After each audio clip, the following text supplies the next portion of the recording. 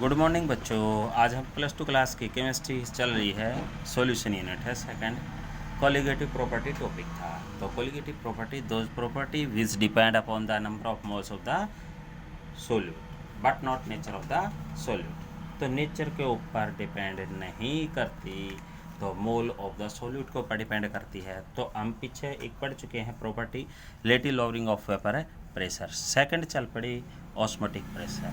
ठीक है, osmotic pressure एक एक करके करेंगे तो देखते जाओ। ऑस्मोटिक प्रेशर होता क्या है, पहले तो यही क्लियर होना चाहिए। ठीक है, इसी के ऊपर चलेगा। तो ऑस्मोटिक प्रेशर देखो आपने पढ़ा है। अब क्या है कि देखो कंसंट्रेशन जो है कुछ सब्सटेंस के आपने एग्जांपल लिए होंगे। तो दो चीज़ें हैं आपके पास, एक है सोल्यूट और एक क्या है सोलवेंट। ठीक है, एक क्या है सोल्यूट और एक क्या है सोलवेंट। तो याद रखोगे। ठीक है, तो देखो भाई, अब सोल्यूट और सॉल्वेंट जब मिक्स कर दिए जाते हैं तो क्या बन गया आपके पास सॉल्यूशन। क्या बन गया सॉल्यूशन। ठीक है, तो अब देखो सॉल्यूशन के अंदर कहता है कि सॉल्वेंट की अमाउंट और ना आ सके, तो इसके लिए हम इसके ऊपर इतना प्रेशर अप्लाइड करेंगे ताकि सॉल्वेंट की अमाउंट और ना मिले इसमें। तो it is the pressure, osmotic pressure, it is the pressure exerted on the solution. किसके ऊपर लगाएगा, applied on the solution, solution के ऊपर लगाएगा टू प्रिवेंट, रोका गया किस चीज़ की, prevent the entry of the solvent particle किसके अंदर, into the solution through the semi permeable membrane. एक सेमी परमिएबल मेम्ब्रेन होती है, सेमी मीन्स आधी, परमिएबल मेम्ब्रेन यानी पारगम्य झिल्ली, तो अर्ध पारगम्य झिल्ली बोलते हैं इसको। ठीक है, तो इसको क्या कहते हैं ऑस्मोटिक प्रेशर को। It is defined as the pressure कैस कहाँ, विच इज़ अप्लाइड किसके ऊपर अप्लाइड कर दिया, applied on the solution, solution के ऊपर अप्लाई कर दिया। किस बात के लिए, टू प्रिवेंट। ठीक है, प्रिवेंट द एंट्री, किस चीज़ की एंट्री को प्रिवेंट कर दिया, रोक दिया, ऑफ द सॉल्वेंट। ठीक है, सोलवेंट के पार्टिकल को रोक दिया किसके अंदर से, इनटू द सॉल्यूशन, सॉल्यूशन के अंदर आने से। ठीक है, थ्रो किसके द्वारा, अब आपको पता होना चाहिए, थ्रो द, अभी बताया था semi permeable membrane, semi permeable membrane. ठीक है, तो अब आपको पता चल गया सेमी परमिएबल मेम्ब्रेन है क्या, यानी कि कुछ सब्सटेंस को आने देती है कुछ को नहीं। जैसे एग्जांपल आपने पढ़ा था अपनी स्किन है, तो देखो पसीना पसीना बाहर निकल जाता है, दूसरी चीज़ नहीं। ठीक है, तो देखो डिफ्यूजन। अब डिफ्यूजन क्या है, तो डिफ्यूजन जैसे पानी के अंदर हमने क्या है कि इंक डाल दिया एक ड्रॉप, नील डाल दिया आपने एक ड्रॉप, तो धीरे धीरे छोड़ देते हैं तो सोल्यूट और सॉल्वेंट आपस में अच्छी तरह से मिक्स हो जाते हैं। तो इस प्रक्रिया क्या बोलते हैं, डिफ्यूजन। तो it is the spontaneous process. ठीक है, क्या है स्पॉन्टेनियस, ठीक है नहीं, स्पॉन्टेनियस प्रोसेस है, स्पॉन्टेनियस प्रोसेस है। ठीक है, तो किस चीज़ का प्रोसेस है, मिक्सिंग ऑफ, किस चीज़ की मिक्सिंग है, वो याद रखनी है, ऑफ सोल्यूट की। ठीक है, सोल्यूट एंड सोलवेंट, तो दोनों चीज़ की। अब पानी के अंदर आपने क्या कर दिया, नील डाल दिया। ठीक है, तो आपस में मिक्स हो जाएंगे और क्या बना देंगे, टू फॉर्म, क्या बना देंगे भाई, ए होमोजीनियस। ठीक है, होमोजीनियस। ठीक है, होमोजीनियस मिक्सर। भाई एक मिनट रुकिए, तो फ़ोन आ गया था भाई। होमोजीनियस है, ठीक है, मिक्सर। तो अब आपने पढ़ा है ही, देखो होमोजीनियस का मतलब क्या है, जैसे अब पानी में चीनी डाल दी जाए तो क्या है कि डिजोल्व हो जाएगी, हम सेपरेट नहीं कर सकते।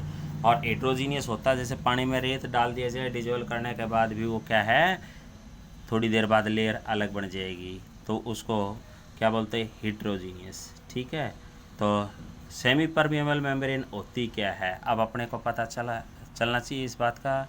ठीक है, मेम्ब्रेन क्या है, तो देखो झिल्ली है कि, तो इसको भी क्या कहते हैं, इट इज़ द मेम्ब्रेन। वो मेम्ब्रेन क्या है, वो मेम्ब्रेन जिसके अंदर क्या हो, विच अलाउ, सिर्फ किस चीज़ को, allow the solvent particle, solvent के पार्टिकल क्या कर सकें, मूव कर सकें, पास हो सकें उसके अंदर सोलवेंट के मॉलिक्यूल।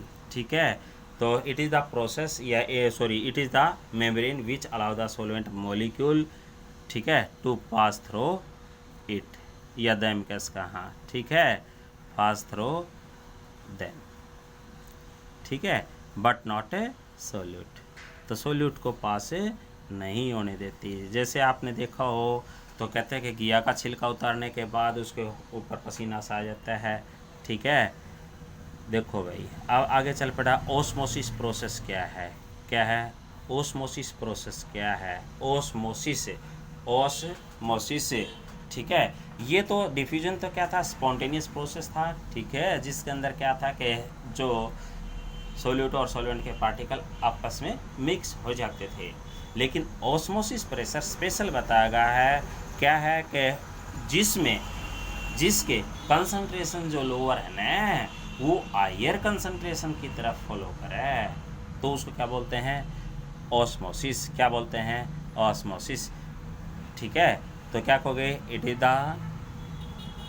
इज़ द प्रोसेस कैस कहाँ, spontaneous, it is the spontaneous process कैस कहाँ, ठीक है, स्पॉन्टेनियस प्रोसेस, किस चीज़ का प्रोसेस है भाई, फ्लो ऑफ है, स्पॉन्टेनियस प्रोसेस ऑफ है, फ्लो ऑफ है, किस चीज़ का फ्लो है, फ्लो ऑफ है solvent molecule, solvent molecule, solvent के मॉलिक्यूल फ्लो करेंगे कहाँ से, from lower concentration to higher concentration, lower concentration to the higher concentration, तो हायर कंसंट्रेशन की तरफ फ्लो करें, ठीक है।